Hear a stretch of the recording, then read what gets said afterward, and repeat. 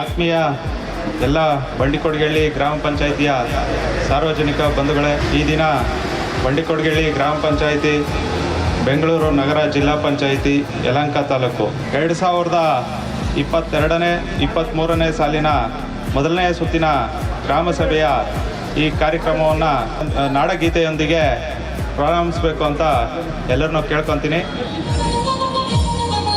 जय भारत जननीय तनुजाते, जय हे कर्नाटक माते, जय सुंदर नदी वनगळ नाडे, जय हे संरक्षित नदी.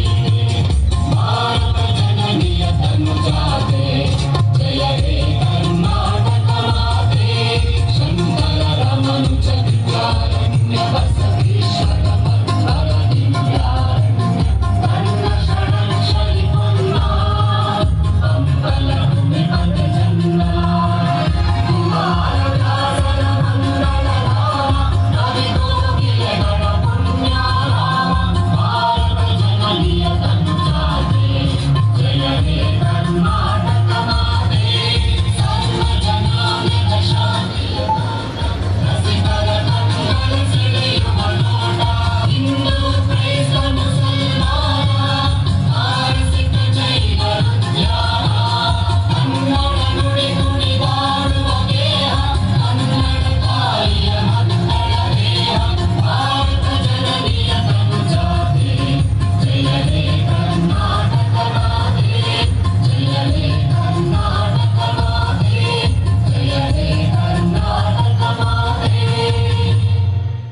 ಗ್ರಾಮ ಪಂಚಾಯಿತಿಯ ಸದಸ್ಯರಾದ ಗಿರೀಶ್ ಅವರಿಂದ ಸ್ವಾಗತ ಭಾಷಣ.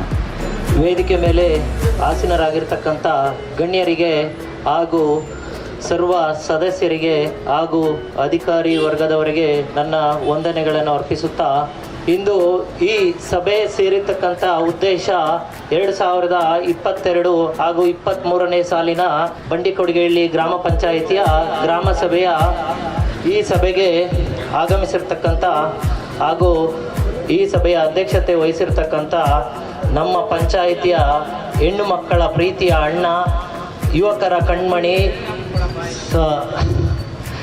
ಅಭಿವೃದ್ಧಿಯ ಹರಿಕಾರ ನಮ್ಮ ಎನ್ ಜಗದೀಶ್ ಅಣ್ಣನವರಿಗೆ ಸ್ವಾಗತ ಬಯಸ್ತಾ ಇದ್ದೀನಿ ಗಿಡ ಕೊಡುವ ಮೂಲಕ.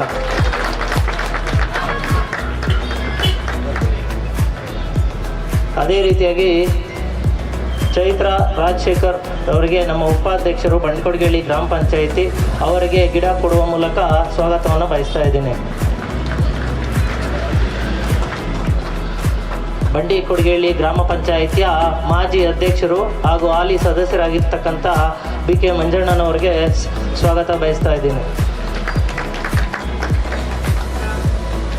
ಅದೇ ರೀತಿಯಾಗಿ ಬಂಡಿಕೊಡಗಳ್ಳಿ ಗ್ರಾಮ ಪಂಚಾಯಿತಿಯ ಮೈಲ್ನಳ್ಳಿ ಸದಸ್ಯರಾಗಿರ್ತಕ್ಕಂಥ ಮಂಜುನಾಥ್ ಅವರಿಗೆ ಸ್ವಾಗತವನ್ನು ಬಯಸ್ತಾ ಇದ್ದೀನಿ.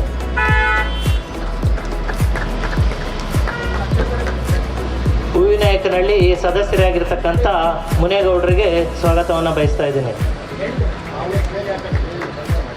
ಮೈಲ್ನಳ್ಳಿ ಸದಸ್ಯರಾಗಿರ್ತಕ್ಕಂಥ ಅಮರಣ್ಣವ್ರಿಗೆ ಸ್ವಾಗತವನ್ನು ಬಯಸ್ತಾ ಇದ್ದೀನಿ.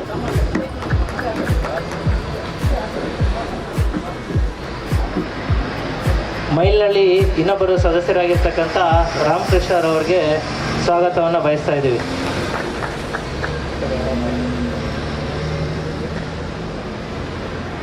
ಬಂಡಿಕೊಡಗಳ್ಳಿ ಸದಸ್ಯರಾಗಿರ್ತಕ್ಕಂಥ ಆಶಾ ರವೀಂದ್ರ ಅವರವ್ರಿಗೆ ಸ್ವಾಗತವನ್ನು ಬಯಸ್ತಾ ಇದ್ದೀವಿ.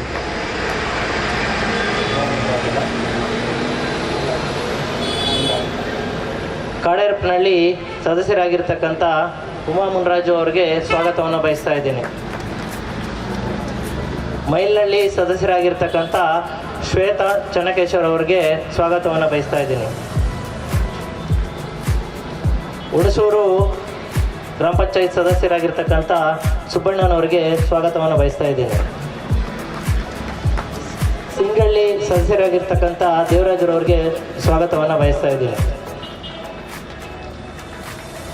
ಮಹದೇವ ಕೊಡಗಳ್ಳಿ ಸದಸ್ಯರಾಗಿರ್ತಕ್ಕಂಥ ಆಂಜನಪ್ಪ ಮಯೂರ್ ಅವರಿಗೆ ಸ್ವಾಗತವನ್ನು ಬಯಸ್ತಾ ಇದ್ದೀನಿ.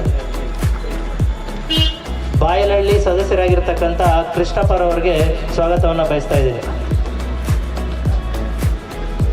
ಮೈಲ್ನಹಳ್ಳಿ ಸದಸ್ಯರಾಗಿರ್ತಕ್ಕಂಥ ಜನಾರ್ದನಣ್ಣವ್ರಿಗೆ ಸ್ವಾಗತವನ್ನು ಬಯಸ್ತಾ ಇದ್ದೀನಿ. ಹುಣಸೂರು ಸದಸ್ಯರಾಗಿರ್ತಕ್ಕಂಥ ಪುಷ್ಪ ನಾರಾಯಣ ಸ್ವಾಮಿ ಅವರಿಗೆ ಸ್ವಾಗತವನ್ನು ಬಯಸ್ತಾ ಇದ್ದೀನಿ. BK ಪಾಳ್ಯ ಸದಸ್ಯರಾಗಿರ್ತಕ್ಕಂಥ ಪವಿತ್ರ ಹರೀಶ್ ಅವ್ರಿಗೆ ಸ್ವಾಗತವನ್ನು ಬಯಸ್ತಾ ಇದ್ದೀನಿ.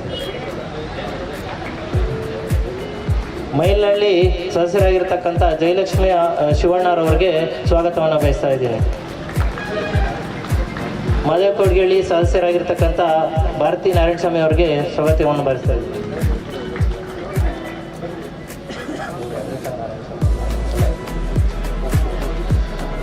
BK ಪಾಳ್ಯದ ಮತ್ತೊಬ್ಬರು ಸದಸ್ಯರಾಗಿರ್ತಕ್ಕಂಥ ಪವಿತ್ರ ಸುಬ್ರಹ್ಮಣ್ಯ ಅವರಿಗೆ ಸ್ವಾಗತವನ್ನು ಬಯಸ್ತಾ ಇದ್ದೀನಿ.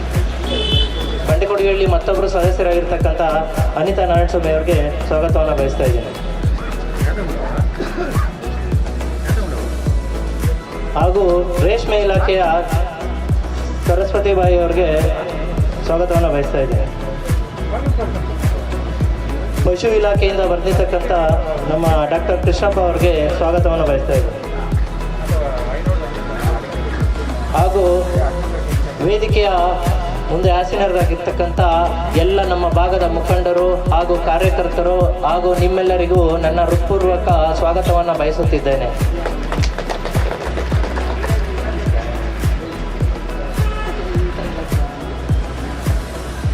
ಹಾಗೆ ಇತರ ಇಲಾಖೆಯವರು ಯಾರಾದರೂ ಅಧಿಕಾರಿಗಳಿದ್ದರೆ ವೇದಿಕೆ ಮೇಲೆ ಆಗಮಿಸಬೇಕಾಗಿ ವಿನಂತಿಸಿಕೊಳ್ತಾ ಇದ್ದೀವಿ. ಹಾಗೂ ಬಾಗ್ಲೂರು ಪೊಲೀಸ್ ಠಾಣಾ ಅಧಿಕಾರಿಗಳು ವೇದಿಕೆ ಮೇಲೆ ಆಗಮಿಸಬೇಕಾಗಿ ವಿನಂತಿ.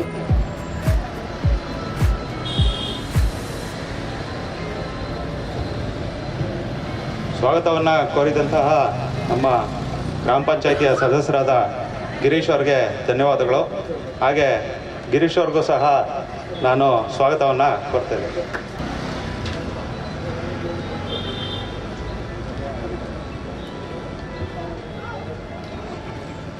ನವೀನ್ ರವರಿಗೂ ಕೂಡ ಗ್ರಾಮ ಪಂಚಾಯತಿ ವತಿಯಿಂದ ಸ್ವಾಗತವನ್ನು ಕೋರ್ತಾ ಇದ್ದೀವಿ.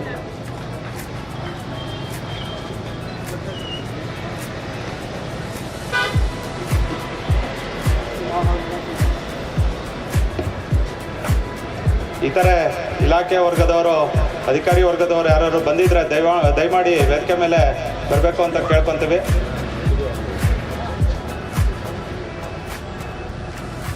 ಹಾಗೆ ನಮ್ಮ ಗ್ರಾಮ ಪಂಚಾಯಿತಿಯ ಅಭಿವೃದ್ಧಿ ಅಧಿಕಾರಿಗಳಾದಂತಹ ಪ್ರಾಣೇಶ್ ಸರ್ಗೂ ಸ್ವಾಗತವನ್ನು ಕೋರ್ತೇನೆ. ಈ ಶ್ರಾವಣ ಶನಿವಾರ ಈ ಶುಭ ದಿನದಂದು ಈ ಕಾರ್ಯಕ್ರಮವನ್ನು ದೀಪ ಬೆಳಗುವ ಮೂಲಕ ವೇದಿಕೆ ಮೇಲೆ ಇರುವಂತಹ ಎಲ್ಲ ಗಣ್ಯರು ಉದ್ಘಾಟನೆ ಮಾಡಬೇಕು ಅಂತ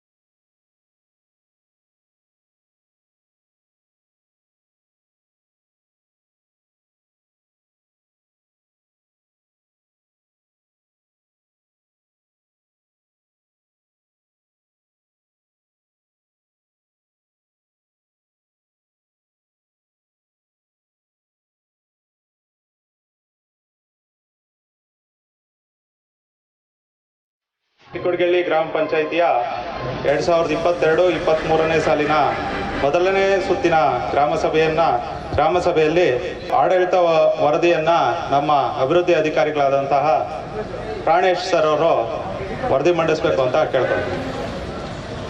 ಎಲ್ರಿಗೂ ನಮಸ್ಕಾರ. ನಾನು ಪ್ರಾಣೇಶ್ ಕುಮಾರ್ ಅಂತೇಳಿ ಇಲ್ಲೊಂದು ಪರಿಚಯ ಮಾಡ್ಕೊಳ್ಳೋಕ್ಕೆ ಇಷ್ಟಪಡ್ತಾ ಇದ್ದೀನಿ. ಇದಕ್ಕಿಂತ ಮುಂಚಿತವಾಗಿ ನಾನು ಸೊಂಡೆಕೊಪ್ಪ ಗ್ರಾಮ ಪಂಚಾಯಿತಿಯಲ್ಲಿ PDO ಆಗಿ ವರ್ಕ್ ಮಾಡ್ತಾ ಇದ್ದೆ. ಕಾರಣಾಂತರಗಳಿಂದ ನನಗೆ ವರ್ಗಾವಣೆ ಆಗಿ ಈ ಬಂಡಿಕೊಡಗಳ್ಳಿಗೆ PDO ಆಗಿ ಬಂದಿದ್ದೇನೆ. ಇನ್ನೂ ನನಗೆ ಸದಸ್ಯರು ಇನ್ನೂ ಪರಿಚಯಿತವಾಗಿಲ್ಲ. ಈಗ ಇಂಟ್ರೊಡ್ಯೂಸ್ ಮಾಡ್ಕೊಳ್ತಾ ಇದ್ದೀನಿ ಅಂತ ಹೇಳ್ತಾ ಈಗ ಆಡಳಿತ ವರದಿಯನ್ನು ಮಂಡಿಸ್ತಾ ಇದ್ದೀನಿ.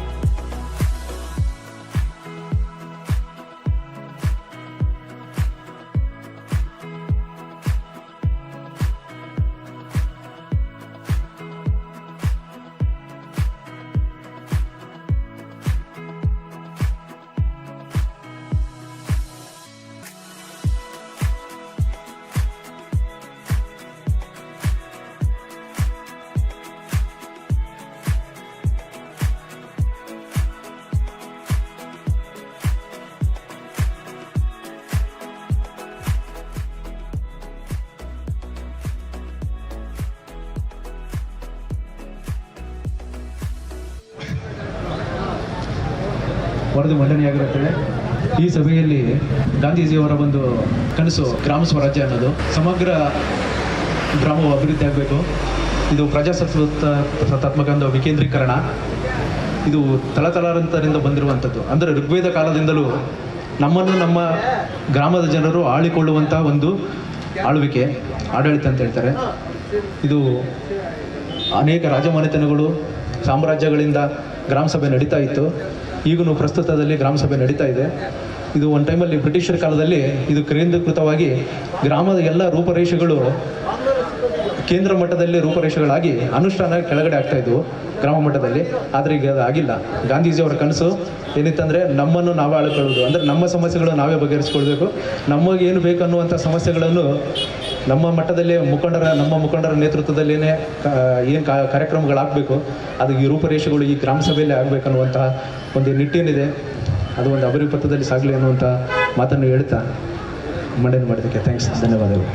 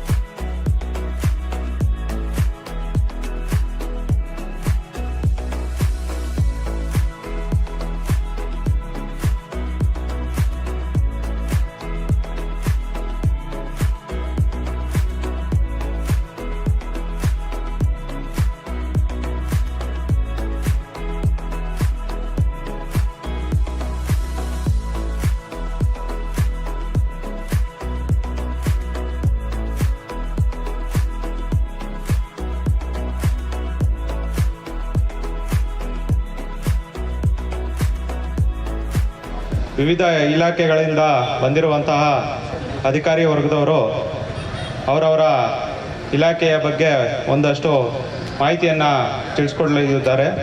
ಮೊದಲಿಗೆ ರೇಷ್ಮೆ ಇಲಾಖೆಯಿಂದ ಸರಸ್ವತಿ ಬಾಯಿ ಅವರು. ಎಲ್ರಿಗೂ ನಮಸ್ಕಾರ. ನನ್ನ ಹೆಸರು ಸರಸ್ವತಿ ಬಾಯಿ ಅಂತ. ಈ ಭಾಗದಲ್ಲಿ ನಾನು ರೇಷ್ಮೆ ನಿರೀಕ್ಷಕರಾಗಿ ವಲಯಾಧಿಕಾರಿಯಾಗಿ ಕೆಲಸ ಮಾಡ್ತಾ ಇದ್ದೀನಿ. ಒಟ್ಟು ನನಗೆ 2 ಹೋಬಳಿ ಬರುತ್ತೆ. ಯಲಹಂಕ ತಾಲೂಕು 2 ಹೋಬಳಿ ಇದೆ. ಹೆಸರುಘಟ್ಟ ಮತ್ತು ಜಾಲ ಹೋಬಳಿ 2 ಕೂಡ ಇದೆ. ಆದರೆ ನಮಗೆ ಎಲ್ಲದರಲ್ಲೂ ಲೆಕ್ಕ ಹಾಕ್ಬೇಕಂತಂದರೆ ನಮ್ಮ ಬಂಡ್ಕೊಡಿಗೇರಿ ಪಂಚಾಯಿತಿ ವ್ಯಾಪ್ತಿನಲ್ಲಿ ಇರೋದೇ ನನಗೆ ರೇಷ್ಮೆ ಸಾಮಾನ್ಯವಾಗಿ ಜಾಸ್ತಿ ರೈತರು ಇರೋವಂಥವ್ರು ಅಂತಂದರೆ. ಇವಾಗ ನಮ್ಮ ಇಲಾಖೆಯಿಂದ ಏನು ಸಹಾಯಧನ ಸೌಲಭ್ಯ ಇದೆ ಅಂತ ಅನ್ನೋದ್ರ ಬಗ್ಗೆ ಹೇಳೋಕ್ಕೆ ಇಷ್ಟಪಡ್ತೀನಿ. ನಮ್ಮ ಇಲಾಖೆಯಲ್ಲಿ ಮೊದಲಿಗೆ ನರೇಗಾ ಯೋಜನೆ ಅಡಿಯಲ್ಲಿ ಹೊಸ ನಾಟಿಗೆ ಇರೋವಂಥದ್ದು ಮೊದಲು ನಮ್ಮ ಇಲಾಖೆಯಿಂದ ಇತ್ತು. ಇವಾಗ ನರೇಗಾದಲ್ಲೇ ಚೆನ್ನಾಗಿ ಅಂದರೆ ರೈತರಿಗೆ ಒಳ್ಳೆಯ ಅನುಕೂಲ ಆಗೋದ್ರಿಂದ ನರೇಗಾದಲ್ಲೇ ಕೊಡಬೇಕು ಅಂತ ಹೇಳಿ ಕಡ್ಡಾಯ ಮಾಡಿರೋದ್ರಿಂದ ನಾವು ನರೇಗಾ ಯೋಜನೆ ಅಡಿಯಲ್ಲಿ ಹೊಸ ನಾಟಿ ಮಾಡುವಂಥವ್ರಿಗೆ ಸಹಾಯಧನ ಸೌಲಭ್ಯನ ಕೊಡ್ತಾ ಇದ್ದೀವಿ. ಅದು ಕೊಡಬೇಕಾದ್ರೆ ಮೊದಲಿಗೆ ಪಂಚಾಯತಿಗೆ ಹೋಗಿ ನೀವು ಅರ್ಜಿಗಳನ್ನು ಹಾಕೊಬೇಕಾಗತ್ತೆ. ಪಂಚಾಯತಿಗೆ ಹೋಗಿ ಅರ್ಜಿ ಹಾಕ್ಕೊಂಡು ಅವ್ರಿಗೆ ಕೇಳೋವಂಥ ಡಾಕ್ಯುಮೆಂಟ್ ಅಂದರೆ ಈಗ ರೀಸೆಂಟಾಗಿ ತೆಗೆದಿರೋವಂಥ ಪಾಸ್ಪೋರ್ಟು 2 ತೊಗೊಂಡು ಹೋಗ್ಬೇಕಾಗತ್ತೆ. ಮತ್ತು ನಿಮ್ಮದು ಆಧಾರು, ನಿಮ್ಮ ಬ್ಯಾಂಕ್ ಅಕೌಂಟು ಅಂದರೆ ಆಧಾರ್ ಲಿಂಕ್ ಆಗಿರುವಂತಹ ಬ್ಯಾಂಕಿಂದು ಏನು ಬುಕ್ ಇರುತ್ತೆ ನಿಮ್ಮದು, ಆ ನಂಬರ್ ಇರುತ್ತೆ, ಅಕೌಂಟ್ ನಂಬರು, ಆ ಒಂದು ಜೆರಾಕ್ಸು ಮತ್ತು ಅದರ ಜೊತೆಗೆ ನಿಮ್ಮದು BPL ಕಾರ್ಡ್ ಜೆರಾಕ್ಸು ಅಷ್ಟನ್ನು ತೊಗೊಂಡೋಗಿ ಕೊಡಬೇಕಾಗತ್ತೆ. ಅದನ್ನು ಕೊಟ್ಟರೆ ಅವರು ನಿಮಗೆ ಜಾಬ್ ಕಾರ್ಡನ್ನು ಮಾಡಿ ಕೊಡ್ತಾರೆ. ಜಾಬ್ ಕಾರ್ಡ್ ಮಾಡಿಕೊಟ್ಟ ನಂತರ ನೀವು ಅಲ್ಲಿ ಏನು ಡಾಕ್ಯುಮೆಂಟ್ ಕೊಟ್ಟಿರ್ತೀರ ಅದನ್ನು ನಮಗೂ ಕೂಡ ತಂದು ಇಲಾಖೆಗೆ ಅರ್ಜಿ ಜೊತೆಗೆ ಅದನ್ನು ಸಹ ನಮಗೆ ಕೊಡಬೇಕಾಗತ್ತೆ ಫೈಲ್ಗೋಸ್ಕರ. ಆ ನಂತರ ನಾವು ವರ್ಕ್ ID ಮಾಡಿ ನಂತರ ನಾವು ಅಲ್ಲಿ ಜಿಯೋ ಟ್ಯಾಗ್ ಅಂತ ಮಾಡಬೇಕಾಗುತ್ತೆ. ಅದುವರೆಗೂ ನೀವು ರೇಷ್ಮೆ ನಾಟಿ ಮಾಡೋ ಹಾಗಿಲ್ಲ. ನಾವು ಹೇಳಿದ ಮೇಲೇ ನೀವು ರೇಷ್ಮೆ ನಾಟಿ ಮಾಡಬೇಕಾಗುತ್ತೆ. ಜಿಯೋ ಟ್ಯಾಗ್ ಅಂತಂದರೆ ಅಲ್ಲಿ ಬಂದು ಫೋಟೋ ಮಾಡ್ತಾರೆ. ಫೋಟೋ ಮಾಡಿದ ನಂತರನೇ ನಾವು ಹೇಳ್ತೀವಿ ಯಾವ ಥರ ಮಾಡಬೇಕು, ಹೇಗೆ ನಾಟಿ ಮಾಡಬೇಕು, ಎಷ್ಟೆಷ್ಟು ಅಡಿಗೆ ಇರಬೇಕು ಅಂತ ಅನ್ನೋದನ್ನು ನಾವೆಲ್ಲ ತೋರಿಸ್ಕೊಡ್ತೀವಿ. ಅದರಂತೆಯೇ ನಾಟಿ ಮಾಡಬೇಕಾಗತ್ತೆ. ಸಾಲ್ಗಡ್ಡಿ ಮಾಡಿದ್ರೆ ಕೊಡೋಕ್ಕೆ ಬರೋದಿಲ್ಲ. ಹಾಗಾಗಿ ದಯವಿಟ್ಟು ನೀವು ಇಲಾಖೆ ಅಧಿಕಾರಿಗಳನ್ನ ಕಾಂಟ್ಯಾಕ್ಟ್ ಮಾಡಬೇಕಾಗತ್ತೆ. ಪಂಚಾಯತಿಯವ್ರನ್ನ ಕೇಳಿದ್ರು ಪ್ರತಿಯೊಬ್ಬರೂ ಕೂಡ ನಿಮಗೆ ಸ್ಪಂದಿಸ್ತಾರೆ. ಯಾರು ಆಗಲ್ಲ, ನನಗೆ ಅದಕ್ಕೆ ಸಂಬಂಧ ಇಲ್ಲ, ಇಲಾಖೆಯವರು ಬರಲಿ ಅಂತ ಅನ್ನೋ ಮನೋಭಾವ ಪಂಚಾಯತಿನಲ್ಲಿ ಇರೋ ಸದಸ್ಯರಾಗ್ಬೋದು. ಇದುವರೆಗೂ ನೋಡಿದ್ರಿ ನೀವು ಎವಿನಲ್ಲಿ ತೋರಿಸಿದ್ರು. ಇವಾಗ ಎಷ್ಟು ಚೆನ್ನಾಗಿ ಪ್ರಶಸ್ತಿಗಳನ್ನು ತಗೊಳ್ಳೋದಕ್ಕೆ ಅವರು ಶ್ರಮನೇ ಕಾರಣ ಅನ್ನೋದಕ್ಕೆ ನಾನು ಹೇಳೋದಕ್ಕೆ ಹೆಮ್ಮೆ ಪಡ್ತೀನಿ. ಮತ್ತು ನಮ್ಮ ಇಲಾಖಾ ಕಾರ್ಯಕ್ರಮ ಇನ್ನೂ ಇರೋದು ಅಂತಂದರೆ 1 ಎಕರೆ ರೇಷ್ಮೆ ಹಿಪ್ಪನೇರಳೆ ನಾಟಿ ಮಾಡಿದ್ದು. ಅಂದರೆ ಫಸ್ಟ್ ಸ್ಟಾರ್ಟಿಂಗು ತುಂಬ ಬಡವರು ಇರ್ತಾರೆ, ಜಾಗ ಇರೋದಿಲ್ಲ. ಇವಾಗ ಅರ್ಧ ಎಕರೆ ಅಷ್ಟೇ ಜಮೀನು ಇರುತ್ತೆ. ಅದರಲ್ಲೇ ಏನು ಮಾಡಬೇಕು, ರೇಷ್ಮೆ ಹುಳು ಸಾಕಾಣಿಕೆ ಮನೆ ಕಟ್ಕೊಬೇಕು. ಕಡಿಮೆ ವೆಚ್ಚದಲ್ಲಿ ರೇಷ್ಮೆ ಹುಳು ಸಾಕಾಣಿಕೆ ಮನೆ ಕಟ್ಕೊಂಡ್ರೆ ನಮ್ಮಲ್ಲಿ 225 ಚದರಡಿ ಮನೆ ಒಳಾಯ, ಅಂದರೆ ಗೋಡೆ ಬಿಟ್ಟು ಒಳಗಡೆ ಏನಿರುತ್ತೆ ಅದಕ್ಕೆ 18,000 ಒಂದು ಸಹಾಯಧನ ಅಂತ ಕೊಡ್ತಾ ಇದ್ದೀವಿ. ಮತ್ತು ಅದಲ್ದಿರ 600 ಚದರಡಿ ಮನೆ ಇದು 1 ಎಕರೆ ರೇಷ್ಮೆ ಇತ್ತು ಅಂತಂದರೆ ಅಂಥವ್ರಿಗೆ ಜನರಲ್ಗೆ 2.25 ಲಕ್ಷದಷ್ಟು ಸಹಾಯಧನ ಇದೆ. ಕಡಿಮೆ ವೆಚ್ಚದಲ್ಲಿ ಮಾಡೋವಂಥದ್ದಾದರೆ 67,500 ಸಹಾಯಧನ ಇರುತ್ತೆ.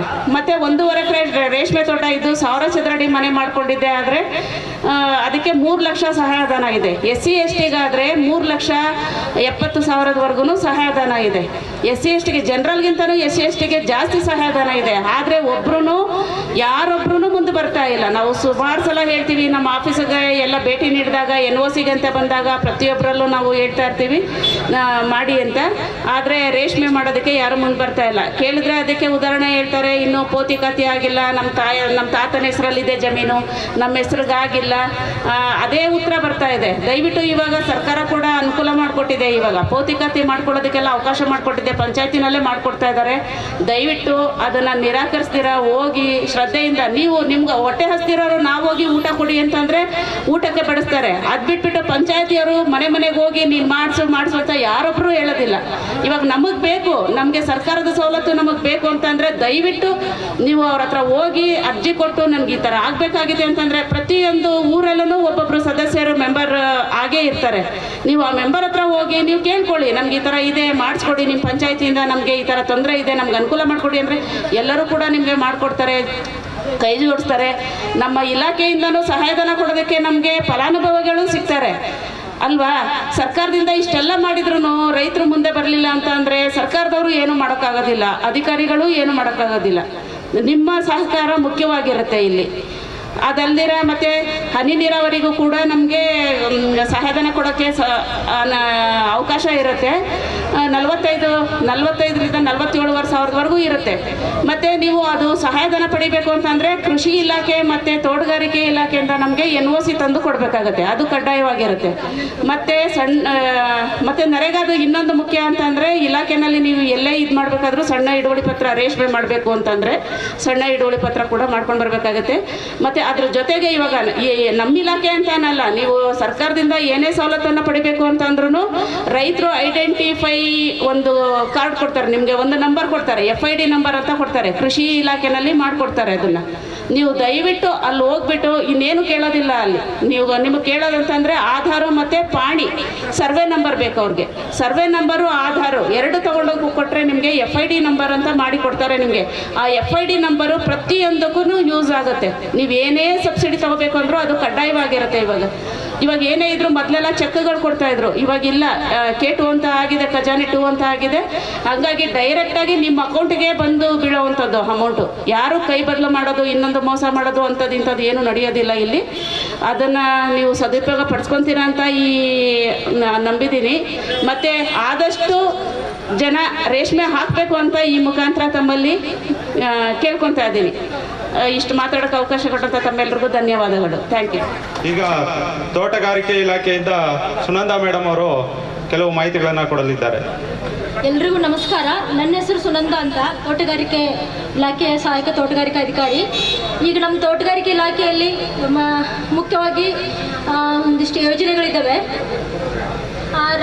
ಮೊದಲಿಗೆ ರಾಷ್ಟ್ರೀಯ ತೋಟಗಾರಿಕಾ ಮಿಷನ್ ಯೋಜನೆ ಅಂತ, ಇದರಲ್ಲಿ ಈ ತೋಟಗಾರಿಕೆ ಮಿಷನ್ ಯೋಜನೆ ಅಡಿಯಲ್ಲಿ ನೀವು ಪಾಲಿ ಹೌಸ್, ಹಸಿರು ಮನೆ ಆಗಿರ್ಬೋದು, ಕೃಷಿ ಹೊಂಡ ಆಗಿರ್ಬೋದು, ಪ್ಯಾಕ್ ಹೌಸ್ ಆಗಿರ್ಬೋದು, ಇಂಥ ಒಂದು ಯೋಜನೆಗಳನ್ನ ಮಾಡ್ಕೋಬೋದು. ಇದರಲ್ಲಿ 50% ಸಹಾಯಧನ ಇದೆ. ಈಗ ನೋಡಿ, ಹಸಿರು ಮನೆಗೆ ನೀವು 30 ಲಕ್ಷದಷ್ಟು ಖರ್ಚಾದರೆ 15 ಲಕ್ಷದಷ್ಟು ನಿಮ್ಗೆ ಸಹಾಯಧನ ಇದೆ. ಇನ್ನು ಪ್ಯಾಕ್ ಹೌಸ್ ಅಂತಂದರೆ 9 ಮೀಟ್ರ್ ಉದ್ದ, 6 ಮೀಟ್ರ್ ಆಗಲ್ಲ, 3 ಮೀಟ್ರ್ ಹೈಟ್ ಅಷ್ಟು, ಅದಕ್ಕೆ 2 ಲಕ್ಷದಷ್ಟು ಸಹಾಯಧನ ಇದೆ. ಇನ್ನು ಕೃಷಿ ಹೊಂಡ ಅದು 20 ಮೀಟ್ರಷ್ಟು ಉದ್ದ, 20 ಮೀಟ್ರಷ್ಟು ಅಗಲ ಮತ್ತು 3 ಮೀಟ್ರಷ್ಟು ಆಳ ಇದ್ದರೆ 25,000ದಷ್ಟು ಸಬ್ಸಿಡಿ ಇರುತ್ತದೆ. ಇನ್ನು ಪ್ರಧಾನಮಂತ್ರಿ ಕೃಷಿ ಸಿಂಚಾಯಿ ಯೋಜನೆ ಅಂತ, ಇದರಲ್ಲಿ ಯಾವುದೇ ಒಂದು ತೋಟಗಾರಿಕೆ ಬೆಳೆ ಆಗಿರ್ಬೋದು, ಅದಕ್ಕೆ ಹನಿ ನೀರಾವರಿಗೆ, ಡ್ರಿಪ್ ಇರಿಗೇಷನ್, ಅದಕ್ಕೆ ಸಣ್ಣ ರೈತರಿಗೆ ಮತ್ತು SC ST ಇವರಿಗೆ 90%ಅಷ್ಟು ಸಹಾಯಧನ ಇರುತ್ತದೆ. ಮತ್ತು ಇನ್ನೂ ದೊಡ್ಡ ರೈತರಿಗೆ 50%ಅಷ್ಟು ಸಹಾಯಧನ ಇದೆ. ಇನ್ನು ರಾಷ್ಟ್ರೀಯ ಕೃಷಿ ವಿಕಾಸ ಯೋಜನೆ ಅಂತ, ಇದರಲ್ಲಿ ನೀವು ಒಂದು ಪಾಲಿ ಹೌಸ್ ಆಲ್ರೆಡಿ ಮಾಡಿಕೊಂಡಿರ್ತೀರ ಮುಂಚೆ, ಹಸಿರು ಮನೆ, ಅದೇನಾದರೂ ಶೀಟ್ ಏನಾದರೂ ಕಿತ್ತೋಗಿರುತ್ತೆ ಗಾಳಿ ಮಳೆಗೆ, ಮತ್ತು ಬೆಳೆ ಬೆಳೆಯೋದಕ್ಕೆ ಅದಕ್ಕೂ ಸಹ ಸಹಾಯಧನ ಇರುತ್ತದೆ. ಇನ್ನು ಮಹಾತ್ಮ ಗಾಂಧಿ ರಾಷ್ಟ್ರೀಯ ತೋಟಗಾರಿಕಾ ಉದ್ಯೋಗ ಖಾತ್ರಿ ಯೋಜನೆ, ಇದರಲ್ಲಿ ಈ ಬಹುವಾರ್ಷಿಕ ತೋಟಗಾರಿಕಾ ಬೆಳೆಗಳು, ಈಗ ಮಾವು ಆಗಿರ್ಬೋದು, ತೆಂಗು ಆಗಿರ್ಬೋದು, ಸೀಬೆ, ದ್ರಾಕ್ಷಿ ಮತ್ತು ಈ ಥರದ ಒಂದು ಬಹುವಾರ್ಷಿಕ ತೋಟಗಾರಿಕಾ ಬೆಳೆಗಳಿಗೆ ಒಂದು ಎಸ್ಟಿಮೇಷನ್ ಪ್ರಕಾರ ನಿಮಗೆ ಜಾಬ್ ಕಾರ್ಡು ಮತ್ತು ಡೀಟೇಲ್ಸ್ ಎಲ್ಲ RTC, ಬ್ಯಾಂಕ್ ಪಾಸ್ಬುಕ್ ಜೆರಾಕ್ಸ್ ಎಲ್ಲ ಡೀಟೇಲ್ಸ್ ಕೊಟ್ಟರೆ ನಾವು ನಿಮಗೆ ಸಹಾಯಧನ ನಿಮ್ಮ ಅಕೌಂಟಿಗೆ ಬರುತ್ತೆ. ಇನ್ನು ಸಂರಕ್ಷಿತ ಬೇಸಾಯದಲ್ಲಿ ಯಾವುದೇ ಒಂದು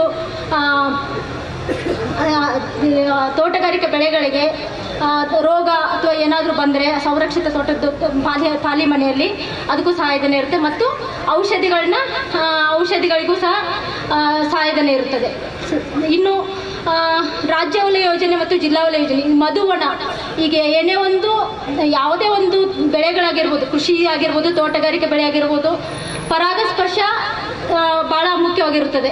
ಈಗ ಅದು ಹನಿ ಬೀಜದಿಂದ ಮತ್ತು ಹನಿ ಬೀಜದಿಂದಲೇ ಆಗಿರೋದು. ಇಳುವರಿ ನಿಮ್ದು ಯಾವುದೇ ಒಂದು ರಾಗಿ ಆಗಿರ್ಬೋದು, ಅವರೆ ಆಗಿರ್ಬೋದು, ಯಾವುದೇ ಒಂದು ಆಗಿರ್ಬೋದು, ಹನಿ ಬೀಜದಿಂದ ನೀವು ಏನಾದರೂ 1-2 ಪೆಟ್ಟಿಗೆ ಇಟ್ಟರೆ ಅದು ನಿಮ್ಮದು ಇಳುವರಿ ಡಬಲ್ ಆಗುತ್ತೆ. ಇದಕ್ಕೆ ಮತ್ತು ಒಂದು ಆದಾಯ ಆಗುತ್ತೆ, ಇನ್ಕಮ್. ಈ ಥರದ್ದು ನಮ್ಮ ಅದರಲ್ಲಿ 75% ದೊಡ್ಡ ರೈತರಿಗೆ 75% ಸಹಾಯಧನ ಇರ್ತದೆ. ಮತ್ತು ಇನ್ನೂ SC STಗೆ 90% ಸಹಾಯಧನ ಇದೆ.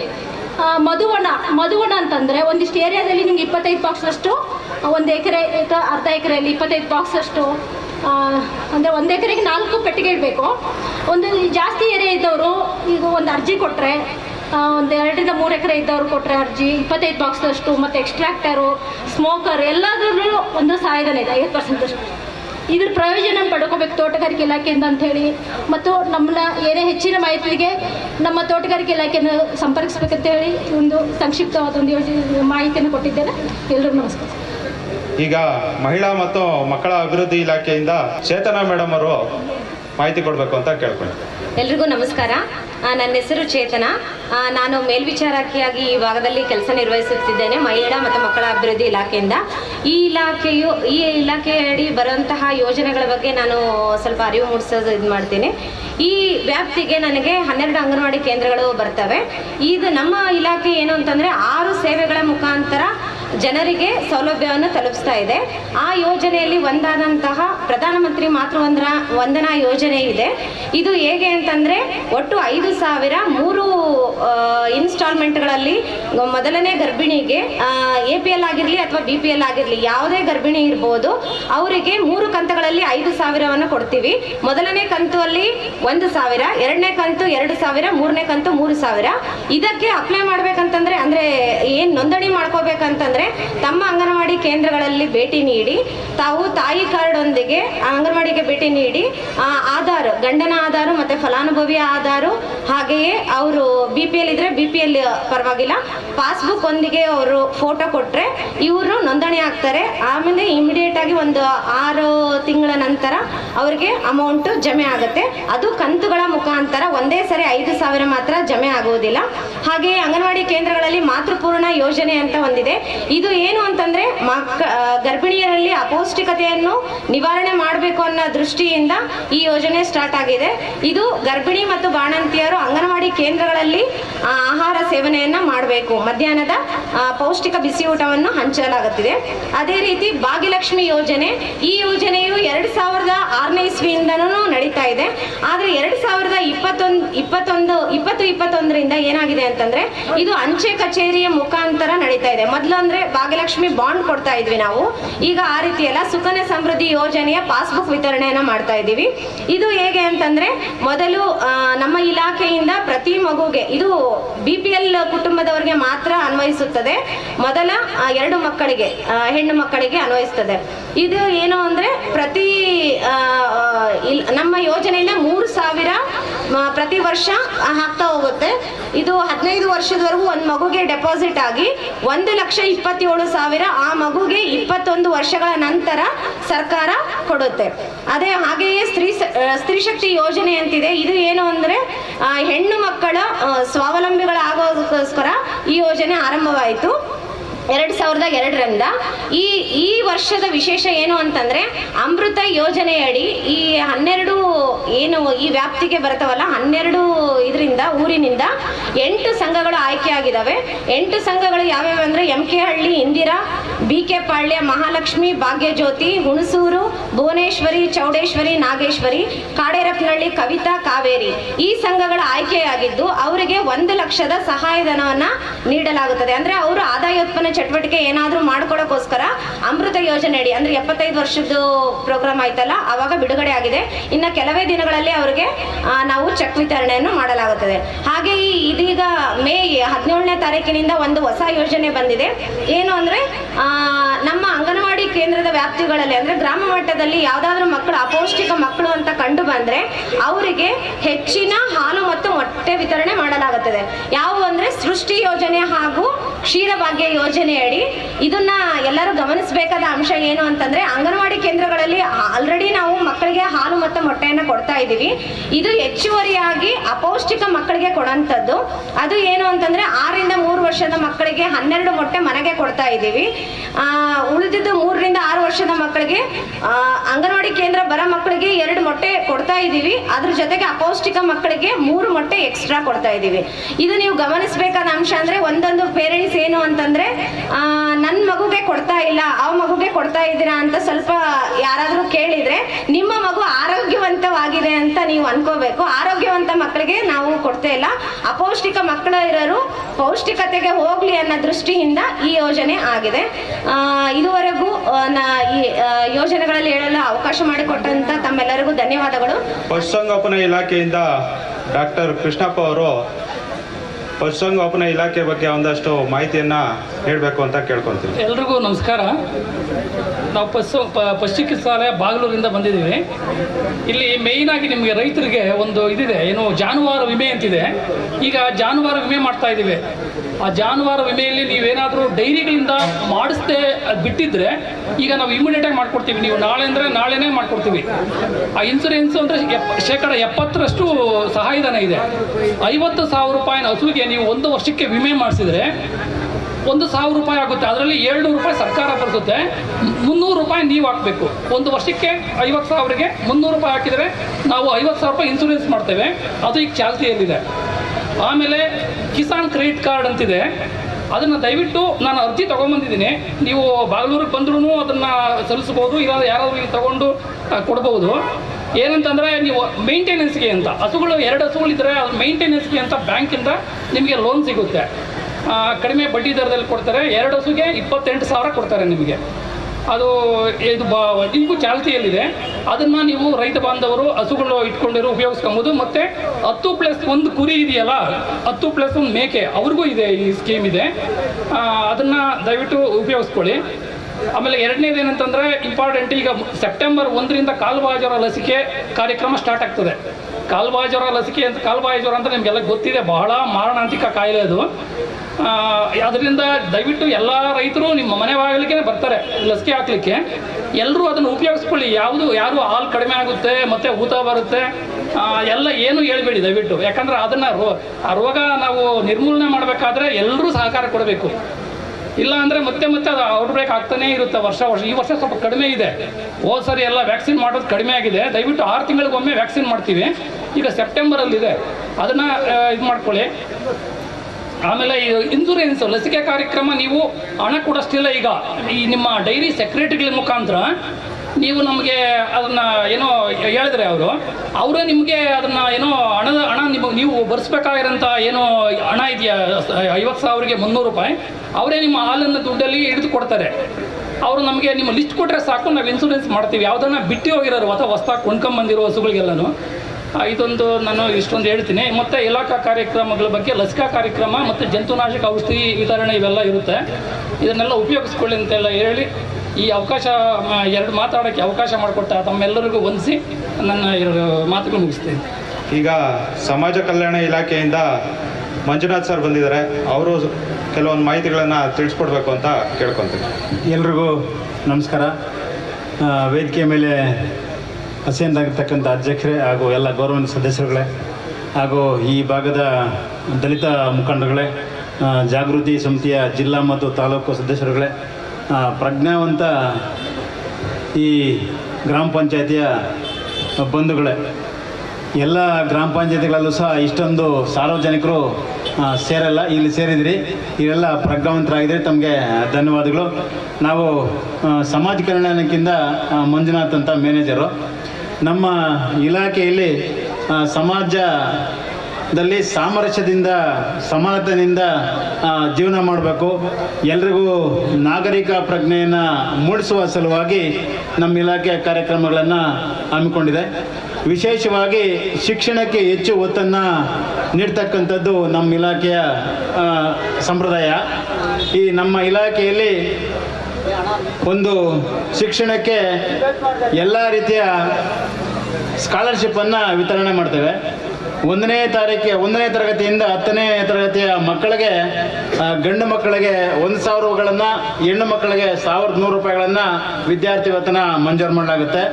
ಅದೇ ರೀತಿ 6ರಿಂದ 7ನೇ ತರಗತಿ ಮಕ್ಕಳಿಗೆ, ಗಂಡು ಮಕ್ಕಳಿಗೆ 1,150, ಹೆಣ್ಣು ಮಕ್ಕಳಿಗೆ 1,250 ರೂಪಾಯಿಗಳನ್ನು ವಿದ್ಯಾರ್ಥಿ ವೇತನ ಮಂಜೂರಾಗುತ್ತೆ. ಈ 8ನೇ ತರಗತಿಯಿಂದ ಗಂಡು ಮಕ್ಕಳಿಗೆ 1,250, ಹೆಣ್ಣು ಮಕ್ಕಳಿಗೆ 1,350 ಆಗುತ್ತೆ. 9ರಿಂದ 10ನೇ ತರಗತಿಯ ಮಕ್ಕಳಿಗೆ 3,000 ರೂಪಾಯಿ, ಮಕ್ಕಳಿಗೆ ಗಂಡು ಮಕ್ಕಳಿಗೂ ಅಷ್ಟೇ, ಹೆಣ್ಣು ಮಕ್ಕಳಿಗೂ ಅಷ್ಟೇ. ಈ ಅನೈರ್ಮಲ್ಯದಿಂದ ಕೂಡಿರ್ತಕ್ಕಂಥ ಮಕ್ಕಳು, ಕೆಲಸ ಮಾಡ್ತಕ್ಕಂಥವ್ರ ಮಕ್ಕಳಿಗೆ ವಿಶೇಷ ವಿದ್ಯಾರ್ಥಿ ವೇತನ 3,000ಗಳನ್ನು ಮಂಜೂರು ಮಾಡಲಾಗುತ್ತೆ. ಈ ವಿದ್ಯಾರ್ಥಿಗಳಿಗೆ ಪ್ರೋತ್ಸಾಹಿಸಲು ಏನಾಗುತ್ತೆ ಅಂದರೆ, ಈ ಪ್ರಥಮ ದರ್ಜೆಯಲ್ಲಿ ಪಾಸಾದಂಥ ಎಲ್ಲ ತರಗತಿಗಳಿಗೂ ಸಹ ಪ್ರೋತ್ಸಾಹ ಧನವಾಗಿ ನೀಡಲಾಗುತ್ತೆ. SLCಯಲ್ಲಿ ಬಿಲೋ 60 ಇದ್ದರೆ ಅವ್ರಿಗೇನಾಗುತ್ತೆ 7,000 ಆಗುತ್ತೆ. ಎಬವ್ 75 ಬಂದವರಿಗೆ 15,000 ರೂಪಾಯಿಗಳನ್ನು ಪ್ರೋತ್ಸಾಹ ಧನವಾಗಿ ನೀಡ್ತದೆ. PUCನಲ್ಲಿ ಪ್ರೋತ್ಸಾಹ ಧನವನ್ನು ಅಂದರೆ ಪ್ರಥಮ ದರ್ಜೆಯಲ್ಲಿ ಪಾಸಾದಂಥ ಮಕ್ಕಳಿಗೆ 20,000 ರೂಪಾಯಿಗಳನ್ನು, ಮತ್ತು ಡಿಗ್ರಿನಲ್ಲಿ ಮಾಡ್ತಕ್ಕಂಥ ಮಕ್ಕಳಿಗೆ 25,000 ರೂಪಾಯಿಗಳನ್ನು, ಹಾಗೆ MA ಅಂದರೆ PGಗಳಲ್ಲಿ ಸ್ನಾತಕೋತ್ತರ ಪದವಿಯಲ್ಲಿ ಪಾಸಾದಂಥ ಮಕ್ಕಳಿಗೆ ಪ್ರಥಮ ದರ್ಜೆಯಲ್ಲಿ 30,000, ಹಾಗೆ ಇಂಜಿನಿಯರಿಂಗು ಮತ್ತು ಮೆಡಿಕಲ್ನವ್ರಿಗೆ 35,000 ರೂಪಾಯಿಗಳನ್ನು ಪ್ರೋತ್ಸಾಹ ಧನವಾಗಿ ಮಂಜೂರು ಮಾಡುತ್ತೆ. ಇಲ್ಲಿ ನಮಗೆ ಮೊದಲು ಶಿಷ್ಯ ವೇತನ ವಕೀಲ ವೃತ್ತಿಯಲ್ಲಿ ಅಭ್ಯಾಸ ಮಾಡ್ತಕ್ಕಂಥ ವಕೀಲರಿಗೆ 4 ವರ್ಷಗಳಿಗೆ 5,000 ನೀಡ್ತಾ ಇತ್ತು. ಈಗ 2 ವರ್ಷಗಳಿಗೆ ಪ್ರತಿ ತಿಂಗಳು 10,000ಗಳಾಗಿ ಪ್ರೋತ್ಸಾಹ ಧನವನ್ನು ನೀಡ್ತೇವೆ. ಇಲ್ಲಿ ನಮಗೆ ಅಂತರ್ಜಾತಿ ವಿವಾಹಗಳನ್ನು ಪ್ರೋತ್ಸಾಹ ಧನವನ್ನು ಸಹ ನೀಡಲಾಗುತ್ತೆ. ಇದು ಸಹ ಸಮಾಜದಲ್ಲಿ ಸಮಾನತೆಯಿಂದ ಕೂಡಿರುವ ದೃಷ್ಟಿಯಿಂದ ಹೆಣ್ಣು ಪರಿಶಿಷ್ಟ ಜಾತಿ ಆಗಿದ್ದು ಗಂಡು ಇತರೆ ಆಗಿದ್ದರೆ 3 ಲಕ್ಷ, ಮತ್ತು ಇತರೆ ಹೆಣ್ಣಾಗಿದ್ದು ಪರಿಶಿಷ್ಟ ಜಾತಿ ಗಂಡಾಗಿದ್ದರೆ ಅವರಿಗೆ 2.5 ಲಕ್ಷಗಳನ್ನು ಮಂಜೂರು ಮಾಡಲಾಗುತ್ತೆ. ನಾವು ಏನೇ ಕಾರ್ಯಕ್ರಮಗಳು ಸಹ ಇಲ್ಲಿ ಸರಳ ವಿವಾಹಕ್ಕೆ ಪ್ರೋತ್ಸಾಹ ಧನ ನೀಡುತ್ತೆ, ವಿಡೋ ಮ್ಯಾರೇಜಸ್ ಆದರೆ ಅವ್ರಿಗೂ ಸಹ ಪ್ರೋತ್ಸಾಹ ಧನವನ್ನು ನೀಡುತ್ತೆ. ಇವುಗಳೆಲ್ಲ ನಾವೇನು ಮಾಡ್ತೀವಿ ಅಂತಂದರೆ, ಎಲ್ಲ ಸ್ಥಳೀಯ ಮತ್ತು ಪ್ರಮುಖ ನ್ಯಾಷನಲ್ ಪತ್ರಿಕೆಗಳಲ್ಲಿ ಪ್ರಕಟಿಸೋದ್ರ ಮೂಲಕ ಎಲ್ಲ ನಾಗರಿಕರಿಗೂ ಗೊತ್ತಾಗುವ ರೀತಿಯಲ್ಲಿ ನಾವು ಇಲಾಖೆಗಳ ಸಂಪ್ರದಾಯವಾಗಿ ನಾವು ಕಾರ್ಯಕ್ರಮಗಳನ್ನು ಹಮ್ಮಿಕೊಂಡಿದ್ದೇವೆ. ಇನ್ನೂ ಹೆಚ್ಚಿನ ಮಾಹಿತಿ ಬೇಕಾದರೆ ನಮ್ಮದು ಯಲಹಂಕದಲ್ಲಿ ಸಮಾಜ ಕಲ್ಯಾಣ ಇಲಾಖೆ ಪಡೆಯಬಹುದು. ಇಷ್ಟೊಂದು ಅವಕಾಶ ಕೊಟ್ಟಂತ ಎಲ್ರಿಗೂ ಧನ್ಯವಾದಗಳನ್ನು ತಿಳಿಸ್ತಾ ನನ್ನ ಮಾತನ್ನು ಮುಗಿಸ್ತೇನೆ. ಜೈ. ಅಭಿವೃದ್ಧಿ ಅನ್ನೋದು ಕೇವಲ ಹಣದಿಂದ ಮಾತ್ರ ಸಾಧ್ಯ ಇಲ್ಲ. ಮತ್ತಂಗಾದ್ರೆ ಏನು ಬೇಕು? ಅಭಿವೃದ್ಧಿ ಕೆಲಸಗಳು ಮಾಡೋದಕ್ಕೆ ಒಂದಷ್ಟು ದೂರದೃಷ್ಟಿ ಇರಬೇಕು, ಪ್ರಾಮಾಣಿಕತೆ, ಬದ್ಧತೆ, ಈ ರೀತಿಯ ಹಲವು ಮಾನದಂಡಗಳು ಇದ್ದರೆ ಒಂದು ಉತ್ತಮವಾದ ಅಭಿವೃದ್ಧಿ ಹೊಂದುತ್ತೈತೆ ಅನ್ನೋದಕ್ಕೆ ಒಂದು ಸಾಕ್ಷಿಯಾಗಿ ನೀವು ಗಮನಿಸ್ಬೇಕಾಗಿರೋದೇನಪ್ಪ ಅಂದರೆ ರಾಜ ಮಹಾರಾಜರ ಕಾಲದಿಂದನೂ ಸಹ ಕಟ್ಕೊಂಡು ಬಂದಿರುವಂತಹ ಹಲವಾರು ಕೋಟೆಗಳಿರ್ಬೋದು, ಕಟ್ಟಡಗಳಿರ್ಬೋದು, ಅಣೆಕಟ್ಟುಗಳಿರ್ಬೋದು. ಈ ಒಂದು ಪ್ರಾಮಾಣಿಕತೆ, ದೂರದೃಷ್ಟಿ, ಬದ್ಧತೆ ಇವುಗಳನ್ನು ಇಟ್ಕೊಂಡು ಅವರು ಅಭಿವೃದ್ಧಿ ಕೆಲಸಗಳನ್ನು ಈ ಹಿಂದೆ ಮಾಡ್ಕೊಂಬಂದಿದ್ರು. ಅದರಿಂದ ಇವತ್ತೂ ಸಹ ನಮಗೆ ಅವು ಕಾಣಬಹುದು. ಅದೇ ಸ್ವತಂತ್ರದ ನಂತರ ಮಾಡಿದಂತಹ ಹಲವು ಕಾಮಗಾರಿಗಳಿರ್ಬೋದು, ಅಭಿವೃದ್ಧಿ ಕಾರ್ಯಗಳಿರ್ಬೋದು, ನೀವು ನೋಡ್ತಾ ಇದ್ದೀರಾ. ಸುಮಾರು ಈ ದಶಕಗಳಲ್ಲೇ, ಕೇವಲ 10-20 ವರ್ಷಗಳಲ್ಲೇ ಅವು ನಮ್ಮಿಂದ ಕಣ್ಮರೆ ಆಗ್ತಾ ಇದ್ದಾವೆ. ಈ ಮಾತನ್ನ ಏನಕ್ಕೆ ಕೇಳ್ತಾ ಇದ್ದೀನಿ ಅಂತಂದರೆ, ನಮ್ಮಲ್ಲೂ ಸಹ ಸಾಧಾರಣವಾಗಿ ಬರುವಂತಹ ಕೆಲವೊಂದು ಸಣ್ಣ ಪುಟ್ಟ ಮನಸ್ತಾಪಗಳಿರ್ಬೋದು, ಕೆಲವೊಂದು ತಪ್ಪುಗಳಿರ್ಬೋದು, ಅವುಗಳನ್ನೆಲ್ಲ ತಿದ್ಕೊಂಡು ನಮ್ಮ ಪಂಚಾಯಿತಿಯ ಎಲ್ಲ ಸದಸ್ಯರು ಒಟ್ಟುಗೂಡಿ ಈ ಒಂದು ದೂರದೃಷ್ಟಿ, ಪ್ರಾಮಾಣಿಕತೆಯನ್ನು ಅಳವಡಿಸ್ಕೊಂಡು ನಾವು ಕೆಲಸ ಮಾಡ್ಕೊಂಡು ಬಂದಿದ್ದೀವಿ ಅಂತ ಹೇಳಲಿಕ್ಕೆ ಇಚ್ಛೆ ಪಡ್ತೀನಿ. ಈ ಒಂದು ದೃಷ್ಟಿಯಿಂದ ನಮ್ಮ ಗ್ರಾಮ ಪಂಚಾಯಿತಿಯ ಅಧ್ಯಕ್ಷರಾದಂತಹ ಜಗದೀಶ್ ಅವರು ಎಲ್ಲರನ್ನೂ ಹೊಂದಾಣಿಕೆ ಮಾಡಿಕೊಂಡು ಜೊತೆಯಲ್ಲಿ ಕರ್ಕೊಂಡು ಅಭಿವೃದ್ಧಿ ಮಾಡ್ಕೊಂಡು ಬರ್ತಾ ಇರ್ತಾರೆ. ಈಗ ನಮ್ಮ ಪಂಚಾಯಿತಿಯ ಎಲ್ಲ ಸಾರ್ವಜನಿಕ ಬಂಧುಗಳನ್ನ ಕುರಿತು ಒಂದೆರಡು ಮಾತುಗಳನ್ನು ಹೇಳಬೇಕು ಅಂತ ನಮ್ಮ ಸಭೆಯ ಅಧ್ಯಕ್ಷರಾದಂತಹ ಜಗದೀಶ್ ಅವ್ರನ್ನ ಕೇಳ್ಕೊತೀನಿ. ಬಲೋ ಭಾರತ್ ಮಾತಾ ಕಿ. ವೇದಿಕೆಯ ಮೇಲೆ ಆಸೀನರಾಗಿರುವಂತಹ ನಮ್ಮ ಗ್ರಾಮ ಪಂಚಾಯಿತಿಯ ಉಪಾಧ್ಯಕ್ಷರಾದಂತಹ ಚೈತ್ರ ರಾಜಶೇಖರ್ ಅವರೇ, ಹಾಗೂ ಬಿಕೆಹಳ್ಳಿ ಗ್ರಾಮ ಪಂಚಾಯಿತಿಯ ಮಾಜಿ ಅಧ್ಯಕ್ಷರು, ಹಾಲಿ ಸದಸ್ಯರಾದಂತಹ ಮಂಜಣ್ಣನವರೇ, ಅದೇ ಬಿಕೆಹಳ್ಳಿ ಗ್ರಾಮ ಪಂಚಾಯಿತಿಯ ಅನಿತಾ ನಾರಾಯಣಸ್ವಾಮಿರವರೇ, ಆಶಾ ರವೀಂದ್ರರವರೇ, ಹಾಗೆ ಮೈಲಹಳ್ಳಿ ಗ್ರಾಮ ಪಂಚಾಯಿತಿಯ ಹಿರಿಯರು, ನಮ್ಮೆಲ್ಲರ ಮಾರ್ಗದರ್ಶಕರಾದಂತಹ ಅಮರನಾರಾಯಣನವರೇ, ಜನಾರ್ದನ್ ಅವರೇ, ಶ್ವೇತಕ್ಕ ಅವರೇ, ಮಂಜುನಾಥ್ ಅವರೇ, ಮತ್ತು ನಮ್ಮ ನಾಗಮಣಿ ಶಿವಣ್ಣ ಅವರೇ,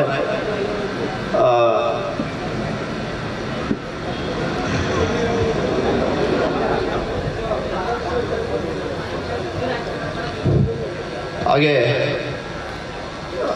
ನಮ್ಮ ಮಹಾದೇವಪುರದಲ್ಲಿ ಸದಸ್ಯರಾದಂತಹ ಆಂಜಿನಪ್ಪ ಮಯೂರ್ ಅವರೇ, ಭಾರತಿ ನಾರಾಯಣಸ್ವಾಮಿರವರೇ, ಶ್ರೀ ಮುನೇಗೌಡ ಅವರೇ, ಗಿರೀಶ್ ಅವರೇ, ದೇವರಾಜ್ರವರೇ, ಸಿಂಗಳ್ಳಿ ಸದಸ್ಯರಾದಂತಹ ನವೀನ್ ರವರೇ, ನಮ್ಮ ಹುಣಸೂರು ಸದಸ್ಯರಾದಂತಹ ಸುಬ್ರಹ್ಮಣ್ಯ ಎಂರವರೇ, ಹಾಗೂ ಹುಣಸೂರು ಮತ್ತೊಬ್ಬ ಸದಸ್ಯರಾದಂತಹ ಪುಷ್ಪಾ ನಾರಾಯಣಸ್ವಾಮಿರವರೇ, ಹಾಗೆ ನಮ್ಮ ಬಿಕೆ ಪಾಳ್ಯ ಸದಸ್ಯರಾದಂತಹ ಪವಿತ್ರ ಸುಬ್ರಹ್ಮಣ್ಯ ಅವರೇ, ಮತ್ತೋರ್ವ ಸದಸ್ಯರಾದಂತಹ ಪವಿತ್ರ ಹರೀಶ್ ಅವರೇ, ಹಾಗೆ ನಮ್ಮ ಕಾರ್ಯಮಂಡಳಿ ಸದಸ್ಯರಾದಂತಹ ಶ್ರೀಮತಿ ಗಾಯತ್ರಿ ಬಸವರಾಜರವರೇ, ಶ್ರೀಮತಿ ಉಮಾ ಮುನ್ರಾಜ್ರವರೇ, ನಮ್ಮ ಗ್ರಾಮದ ಸದಸ್ಯರಾದಂತಹ ನನ್ನ ಸಹೋದರಿಯಾದಂತಹ ಭಾಗ್ಯಲಕ್ಷ್ಮಿ ಚಂದ್ರಮಳ್ಳಿ ಅವರೇ, ನಮ್ಮ ಬಾಯ್ಲಹಳ್ಳಿ ಸದಸ್ಯರಾದಂತಹ ಕೃಷ್ಣಪ್ಪರವರೇ, ಹಾಗೆ ನಮ್ಮ ವೇದಿಕೆಯ ಮೇಲೆ ಕುಳಿತಂತಹ ಎಲ್ಲ ನಮ್ಮ ಅಧಿಕಾರಿ ವರ್ಗದವರೇ, ನಮ್ಮ PDO ಆದಂತಹ ಹೊಸ PDO ಆದಂತಹ ಪ್ರಣೇಶ್ ಅವರೇ, ಹಾಗೆ ವೇದಿಕೆಯ ಮುಂಭಾಗದಲ್ಲಿ ಕುಳಿತಂತಹ ಎಲ್ಲ ಸಾರ್ವಜನಿಕ ಬಂಧುಗಳೇ, ಆಶಾ ಕಾರ್ಯಕರ್ತರೇ, ಅಂಗನವಾಡಿ ಕಾರ್ಯಕರ್ತರೇ, ಸಮಸ್ತ ವಿದ್ಯಾರ್ಥಿನಿಯರೇ, ಈ ದಿನ ಇವತ್ತಿಗೆ ನಮ್ಮ ಗ್ರಾಮ ಪಂಚಾಯಿತಿ ಪೂರ್ತಿ ನಮ್ಮ ಟೀಮನ್ನು ಆಯ್ಕೆ ಮಾಡಿ 1 ವರ್ಷದ ಮೇಲೆ 4 ತಿಂಗಳಾಗಿದೆ. ಈ 1 ವರ್ಷ 4 ತಿಂಗಳಲ್ಲಿ ನೀವು ನೋಡಿದ್ರಿ ಇದನ್ನೆಲ್ಲ PT ನೋಡಿದ್ರಿ ನೀವು ಏನೇನು ನಾವು ಎಲ್ಲ ಸಾಧನೆ ಮಾಡಿದ್ದೀವಿ. ಈ ಸಾಧನೆಗೆ ಕೇವಲ ನಮ್ಮ ಗ್ರಾಮ ಪಂಚಾಯಿತಿ ಅಧ್ಯಕ್ಷರು, ಉಪಾಧ್ಯಕ್ಷರು, ಸದಸ್ಯರುಗಳು, ಅಧಿಕಾರಿ ವರ್ಗದವರು ಅಷ್ಟೇ ಅಲ್ಲ, ಜೊತೆಗೆ ತಾವೆಲ್ಲ ಕೊಟ್ಟಂತಹ ಸಹಕಾರದಿಂದ ನಾವೇನು ಇವತ್ತು ನಮ್ಮ ಗ್ರಾಮ ಪಂಚಾಯಿತಿನ ಇಷ್ಟೆಲ್ಲ ಕೆಲಸ ಮಾಡಿ ಸಾಧನೆ ಮಾಡೋಕ್ಕೆ ಕಾರಣ ಆಗಿದೆ ಅಂತ ಹೇಳೋಕ್ಕೆ ನಾನು ಇಷ್ಟಪಡ್ತೇನೆ. ನಾವು ಹಾಗೆ ಈಗ ನೀವೆಲ್ಲ PT ನೋಡಿದ್ರಿ ನಾವೇನೇನು ಕಾಮಗಾರಿ ಮಾಡಿದ್ದೇವೆ ಅಂತ. ನಾವು ಗ್ರಾಮ ಪಂಚಾಯಿತಿಯಲ್ಲಿ ಅತ್ಯಮೂಲ್ಯವಾಗಿ ನಾವು ಮಾಡಬೇಕಾಗಿರೋದು ಏನಪ್ಪ ಅಂತಂದರೆ ಮೂಲಭೂತ ಸೌಕರ್ಯಗಳು. ನಾವು ಪಂಚಾಯಿತಿಗೆ ಬಂದ ವರ್ಷದಲ್ಲಿ ಸುಮಾರು ಒಂದು 2-3 ಗ್ರಾಮದಲ್ಲಿ ಸಾಕಷ್ಟು ಸಮಸ್ಯೆಗಳಿದ್ವು. ಕುಡಿಯೋ ನೀರಿರ್ಬೋದು, ಬೇರೆ ಬೇರೆ ಸಾಕಷ್ಟು ಸಮಸ್ಯೆ ಇರ್ಬೋದು. ಮೊದಲಿಗೆ ಆ ನಿಟ್ಟಿನಲ್ಲಿ ಕೆಲಸ ಮಾಡ್ಕೊಂಡು ಬಂದ್ವಿ. ಅದನ್ನು ಇವತ್ತಿಗೆ ಅಂತಲ್ಲ, ಸುಮಾರು ಒಂದು 15-20 ವರ್ಷದ ಕಲ್ಪನೆ ಇಟ್ಕೊಂಡು ನಾವು ಕುಡಿಯೋ ನೀರಿಗೆ ಪ್ರತಿ ಹಳ್ಳಿಗೂ 2 ಲಕ್ಷ ಲೀಟ್ರು ಸಾಮರ್ಥ್ಯದ ಒಂದೊಂದು ಸಂಪುಗಳನ್ನು ಮಾಡುವಂತಹ ಕೆಲಸ ಇರ್ಬೋದು. ಹಾಗೆ ತಮಗೆಲ್ಲ ಗೊತ್ತಿದೆ, ನಮ್ಮ ಗ್ರಾಮ ಪಂಚಾಯಿತಿ ಪಕ್ಕದಲ್ಲಿ ಏರ್ಪೋರ್ಟ್ ಇದೆ, ಮತ್ತೆ ನಮ್ಮ ಪಂಚಾಯಿತಿ ಒಳಗಡೆ ಸಾಕಷ್ಟು ಪ್ರತಿಷ್ಠಿತ ಕಂಪ್ನಿಗಳನ್ನ ನಾವು ಒಳಗೊಂಡಿದ್ದೀವಿ. ಆ ಕಂಪ್ನಿಗಳಲ್ಲಿ ಸಾಕಷ್ಟು ಜನಸಂಖ್ಯೆ ಹೆಚ್ಚಾಗಿರೋದ್ರಿಂದ ನಮ್ಮ ಗ್ರಾಮಗಳಲ್ಲೂ ಸಹ ಬಾಡಿಗೆ ಮನೆಗಳಿಗೆ ತುಂಬ ಜನ ಬರ್ತಾ ಇದ್ದಾರೆ. ಅದೇ ರೀತಿಯಲ್ಲಿ ನಮಗೆ ಕುಡಿಯುವ ನೀರಿನ ಸಮಸ್ಯೆ ಇರ್ಬೋದು, ಬೇರೆ ಬೇರೆ ಸಮಸ್ಯೆ ಇರ್ಬೋದು. ಇದೆಲ್ಲದಕ್ಕೂ ಹೆಚ್ಚಿನದಾಗಿ ನಮಗೆ ಸಮಸ್ಯೆ ಕಾಡ್ತಿದ್ದು ನಮಗೆ ಕಸ ವಿಲೇವಾರಿ ಸಮಸ್ಯೆ ತುಂಬ ಕಾಡ್ತಿತ್ತು. ನಾವು ಮೊದಲನೇ ಬಾರಿಗೆ ವಾರ್ಡ್ ಸಭೆಗಳು ಮಾಡಕ್ಕೆ ಹೋದಾಗ ವಾರ್ಡ್ ಸಭೆಗಳಲ್ಲಿ ಜನ ಕೇಳ್ತಿದ್ದು ಒಂದೇ ವಿಷಯನ, ಅದು ಹೆಚ್ಚಾಗಿ ಕೇಳ್ತಿದ್ದು ಏನಪ್ಪ ಅಂತಂದ್ರೆ, ಇಡೀ ಗ್ರಾಮಗಳಲ್ಲಿ ಕಸದ ಸಮಸ್ಯೆ ಹೆಚ್ಚಾಗಿದೆ, ದಯಮಾಡಿ ಈ ಕಸ ಸಮಸ್ಯೆಯನ್ನು ಬಗೆಹರಿಸಿ ಅನ್ನೋ ಒಂದು ಅಹವಾಲು ನೀಡಿದ್ರು. ನಾವು ಅದೇ ಕ್ರಮವಾಗಿ ಪ್ರತಿ ಹಳ್ಳಿಗೂ ಏನು ಟಾಟಾ AC CNG ಗಾಡಿಗಳನ್ನ, 3 CNG ಗಾಡಿಗಳನ್ನ, ಅದೇ ರೀತಿಯಾಗಿ ಒಂದು ಟ್ರ್ಯಾಕ್ಟರ್ನ ಅಳವಡಿಸ್ಕೊಂಡು ಪ್ರತಿದಿನ ತಮ್ಮ ತಮ್ಮ ಮನೆಯ ಬಾಗಿಲಿಗೆ ಬಂದು ಕಸನ ತಗೊಳ್ಳುವಂತಹ ಕೆಲಸ ಮಾಡ್ತಾರೆ. ತಾವು ಸಹ ಸಾರ್ವಜನಿಕರು ನಮ್ಮ ಏನು ಸ್ವಚ್ಛತಾಗಾರರಿದ್ದಾರೆ ಅವ್ರಿಗೆ ಸಹಕರಿಸಿ ಕಸವನ್ನು ವಿಲೇವಾರಿ ಮಾಡಿ, ಹಸಿ ಕಸ ಒಣ ಕಸ ಅನ್ನುವಂತಹ ಎರಡನ್ನೂ ಬೇರ್ಪಡಿಸಿ ನಾವು ನಿಮಗೆ ಬಕೆಟ್ಗಳು ಕೊಡಬೇಕು. ಈ ಬಜೆಟಲ್ಲಿ ಇಟ್ಕೊಂತೀವಿ ಅಮೌಂಟನ್ನು. ಈ ಅಮೌಂಟ್ ಇಟ್ಕೊಂಡು ನಾವು ಮಾಡ್ತೀವಿ. ಸ್ನೇಹಿತರೆ, ನಾನು ನಿಮಗೆ ಒಂದು ಹೇಳಕ್ಕೆ ಇಷ್ಟಪಡ್ತೇನೆ. ನಾನು ಆಗಲೇ ಹೇಳಿದೆ, ಕೇವಲ ಗ್ರಾಮ ಪಂಚಾಯಿತಿ ಅಧ್ಯಕ್ಷರು, ಅಧಿಕಾರಿಗಳು, ನಮ್ಮ ಸದಸ್ಯರುಗಳು ಮಾತ್ರ ಶ್ರಮ ಪಟ್ಟರೆ ಮಾತ್ರ ಅಭಿವೃದ್ಧಿಗಳಾಗಲ್ಲ.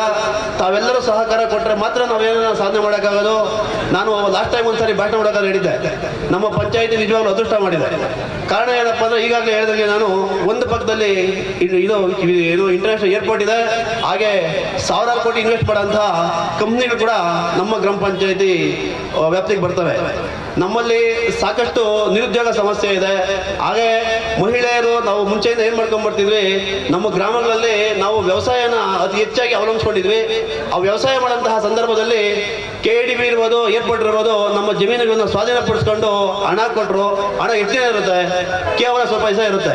ಅದಾದ್ಮೇಲೆ ನಾವು ಮುಂದಿನ ನಮ್ಮ ಜೀವನೋಪಾಯಕ್ಕೆ ಬೇರೆ ಬೇರೆ ಮಾರ್ಗಗಳನ್ನು ಕಂಡುಹಿಡ್ಕೋಬೇಕು ಅನ್ನೋ ದೃಷ್ಟಿಯಿಂದ ನಾನು ಗ್ರಾಮ ಪಂಚಾಯತ್ ಅಧ್ಯಕ್ಷ ಬಂದಮೇಲೆ ನಮ್ಮ ಪಂಚಾಯತಿ ವ್ಯಾಪ್ತಿಗೆ ಒಬ್ಬ ಜಾಬ್ ಕೋಆರ್ಡಿನೇಟರ್ ಅಂತ ಒಬ್ಬನ ಅಪಾಯಿಂಟ್ ಮಾಡಿಕೊಂಡು ಪ್ರತಿ ತಿಂಗಳು ಒಂದು 20,000 ರೂಪಾಯಿ ಸ್ಯಾಲ್ರಿ ಕೊಟ್ಕೊಂಡು, ಎಷ್ಟು ಜನ ನಮ್ಮ ಗ್ರಾಮ ಪಂಚಾಯಿತಿಯಲ್ಲಿ ನಿರುದ್ಯೋಗಿಗಳಿದ್ದಾರೆ, ಯಾರ್ಯಾರು ಯಾವ ಯಾವ ವಿದ್ಯಾರ್ಹತೆಯನ್ನು ಪಡೆದು ITI ಮಾಡಿರೋ ಎಷ್ಟು ಜನ ಇದ್ದಾರೆ, ಡಿಪ್ಲೊಮಾ ಮಾಡಿರೋ ಎಷ್ಟು ಜನ ಇದ್ದಾರೆ, ಬೇರೆ ಬೇರೆ MBA ಮಾಡಿರೋ ಎಷ್ಟು ಜನ ಇದ್ದಾರೆ, ಎಲ್ಲವನ್ನೂ ಒಂದೊಂದು ಪಟ್ಟಿ ಮಾಡಿಕೊಂಡು ನಮ್ಮ ಕೈಲಾದಷ್ಟು ಸಾಕಷ್ಟು ನಮ್ಮ ಕೈಲಿ ಎಷ್ಟು ಮ್ಯಾಕ್ಸಿಮಮ್ ಮಾಡೋಕ್ಕಾಗುತ್ತೋ ಅಷ್ಟು ಶ್ರಮ ಪಟ್ಟು ಸುಮಾರು ಒಂದು 100ರಿಂದ 120 ಜನಕ್ಕೆ ಕೆಲಸ ಕೊಡುವಂತಹ ಕೆಲಸವನ್ನು ಮಾಡ್ಕೊಂಡು ಬಂದ್ವಿ.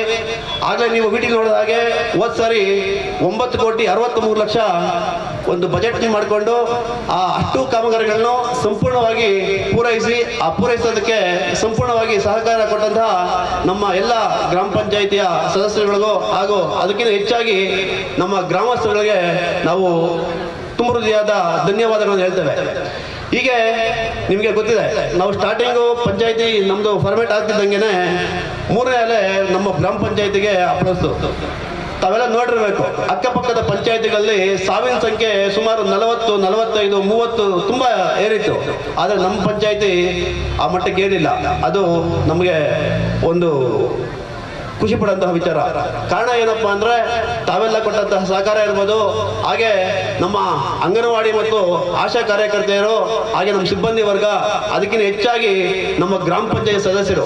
ನಾವು ಏನು ಹೊಸದಾಗಿ ಆಯ್ಕೆಯಾಗಿ ನೀವು ಆಯ್ಕೆ ಮಾಡಿ ನಮ್ಮನ್ನು ಕಳಿಸಿದ್ವಿ, ನಿಮ್ಮ ಆಯ್ಕೆಗೆ ಅನುಗುಣವಾಗಿ ನಾವು ನಿಮಗೆ ಸೇವೆಯನ್ನು ಮಾಡುವಂತಹ ಆ ಅವಕಾಶ ನಮಗೆ ದೊರೆತು, ಆ ಟೈಮಲ್ಲಿ ನಮ್ಮ ಎಲ್ಲ ಸದಸ್ಯರು ಸಹ ತಮ್ಮ ಪ್ರಾಣದ ಮೇಲೆ ಹಂಗನ್ನು ತೊರೆದು ಯಾರ್ಯಾರಿಗೆ ಸಮಸ್ಯೆ ಆಯಿತು ಅವ್ರದ್ದೆಲ್ಲ ವರದಿ ತಗೊಂಡು ಅವ್ರವ್ರ ಮನೆಗೆ ಹೋಗಿ ತಮಗೆಲ್ಲ ಸಾಕಷ್ಟು ಏನು ಸಹಕಾರ ಕೊಟ್ಟು ನಿಮ್ಮ ಆರೋಗ್ಯನ ವಿಚಾರಿಸುವಂಥ ಆ ಕೆಲಸ ಮಾಡಿದ್ದಾರೆ.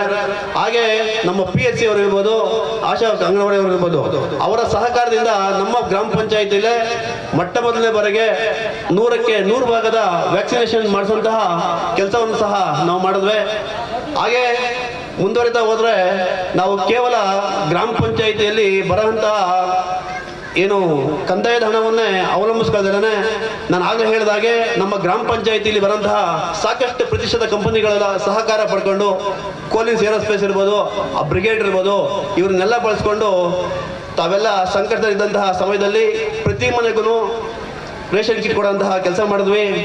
ಹಾಗೆ ಕೇವಲ ಅಷ್ಟೇ ಅಲ್ಲದೆ ನಾವು ಬೇರೆ ಬೇರೆ ಕಾಮಗಾರಿಗಳನ್ನ ಸುಮಾರು ಎಲ್ಲ ಹಳ್ಳಿಗಳಲ್ಲೂ ಒಂದು 35-40 ಸೋಲಾರ್ ದೀಪಗಳನ್ನ ನಾವು ಕೇವಲ KEBಗೆ ಕಾಯ್ಕೊಳ್ಳೋದ್ರೆ ಕರೆಂಟ್ನ ನಾವು ಸೋಲಾರ್ ದೀಪಗಳನ್ನ ಅಳವಡಿಸುವಂತಹ ಕಾರ್ಯ ಮಾಡಿದ್ವಿ. ನಮ್ಮ ಇಡೀ ಗ್ರಾಮ ಪಂಚಾಯತಿ ವ್ಯಾಪ್ತಿಯಲ್ಲಿ ಸುಮಾರು 400 ಸೋಲಾರನ್ನ ಅಳವಡಿಸುವಂತಹ ಕೆಲಸ ಮಾಡಿದ್ದೀವಿ.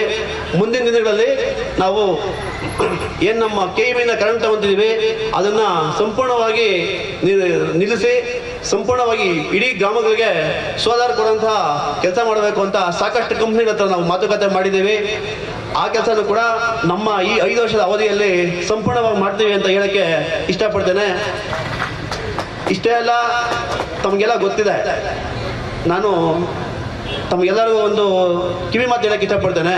ನಾನು ಸಾಮಾನ್ಯವಾಗಿ ಹೇಳ್ತಿದ್ದೇನೆ ಯಾವ್ದಾದ್ರು ಭಾಷಣ ಮಾಡಬೇಕಾದಾಗ, ನಮ್ಮ ಜನ ಏನಾಗಿದೆ, ನಾವೆಲ್ಲ ಪ್ರಕೃತಿಯಿಂದ ಪಡ್ಕೊಳ್ಳೋದನ್ನ ಮಾತ್ರ ಕಲ್ತಿದ್ದೇವೆ, ನಾವು ಕೊಡೋದನ್ನ ಕಲ್ತಿಲ್ಲ. ಅದಕ್ಕೋಸ್ಕರನೇ ಈ ಕೊರೋನಾ ಎಂಬ ಮಹಾಮಾರಿ ನಮಗೆ ಅಪ್ಪಳಿಸಿ ನಮಗೆ ಬುದ್ಧಿ ಕಲಿಸಿ ಹೋಯ್ತು. ನೀವು ಯೋಚನೆ ಮಾಡಿ ನೋಡಿ, ಹಿಂದೆ ಮಳೆ ಬರ್ತಿದ್ದಂತಹ ರೀತಿ, ಕೊರೋನಾ ಟೈಮಲ್ಲಿ ಲಾಕ್ಡೌನ್ ಅಂತಹ ಸಮಯದಲ್ಲಿ ಸುಮಾರು 3 ವರ್ಷ, ಪ್ರತಿ ವರ್ಷ 2 ವರ್ಷ 2 ಸಾರಿ ಒಂದು 2 ತಿಂಗಳು 3 ತಿಂಗಳು 4 ತಿಂಗಳು ಇಡೀ ಇದನ್ನೆಲ್ಲ ಬಂದ್ ಮಾಡಿ ಪರಿಸರವನ್ನು ಸಂರಕ್ಷಣೆ ಮಾಡಿದ್ರು. ಈ ರೀತಿಯಿಂದ ಈ 2 ವರ್ಷದಿಂದ ನಮಗೆ ಮಳೆ ಬರ್ತಿರೋಂಥ ರೀತಿ ಇರ್ಬೋದು, ಏನೇ ಇರ್ಬೋದು, ನೀವು ಅದನ್ನ ಯೋಚನೆ ಮಾಡಬೇಕು.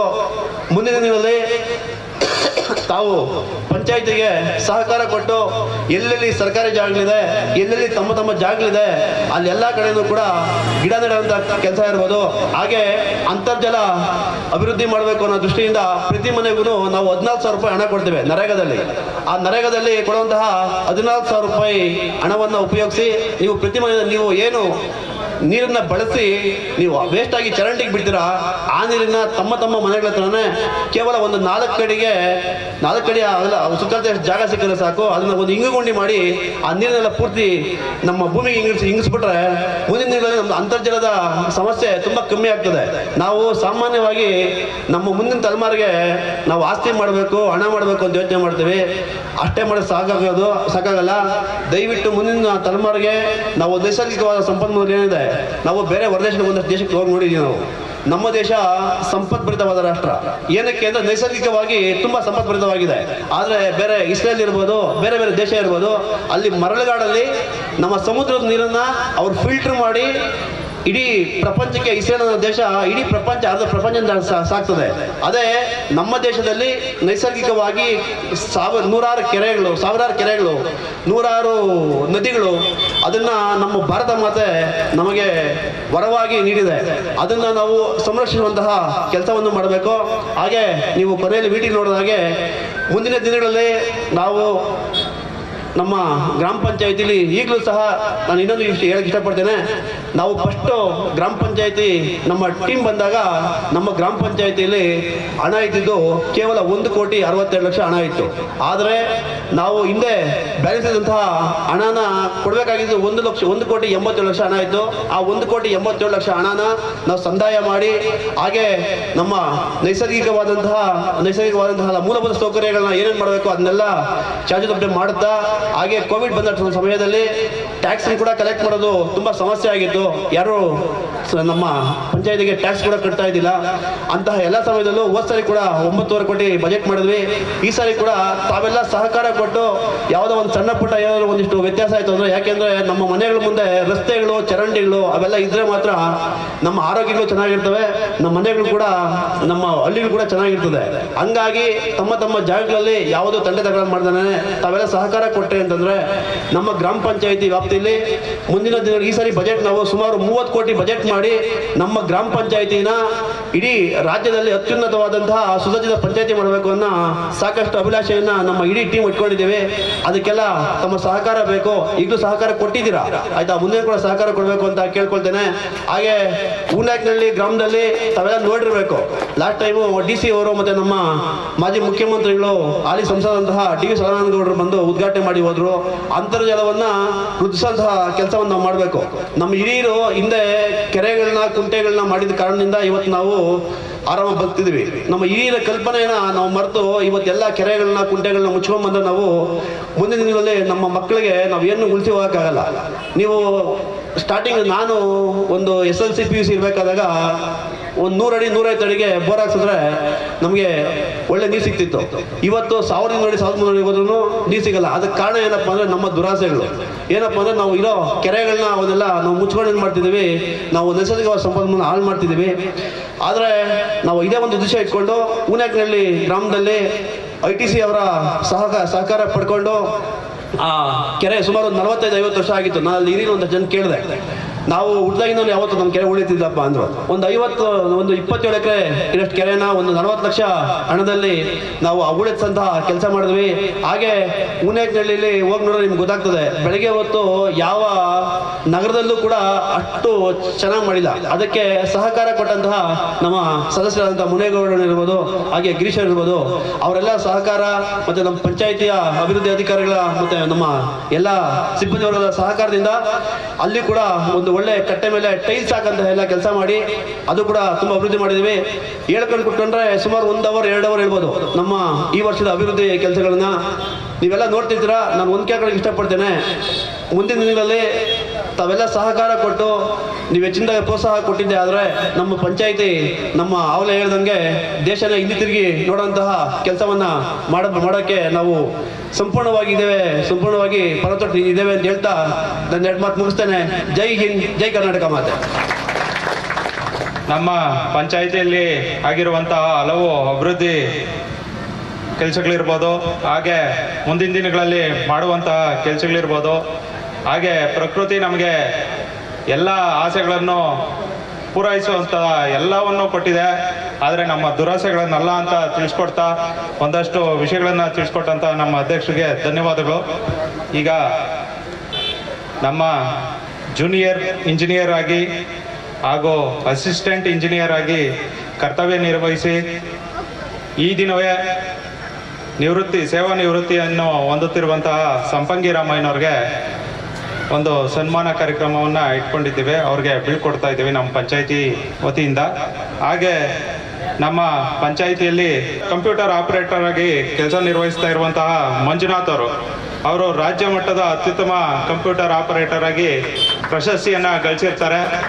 ಅವ್ರಿಗೂ ಸಹ ನಮ್ಮ ಪಂಚಾಯಿತಿ ವತಿಯಿಂದ ಒಂದು ಸನ್ಮಾನ ಕಾರ್ಯಕ್ರಮವನ್ನು ಇಟ್ಕೊಂಡಿರ್ತೀವಿ.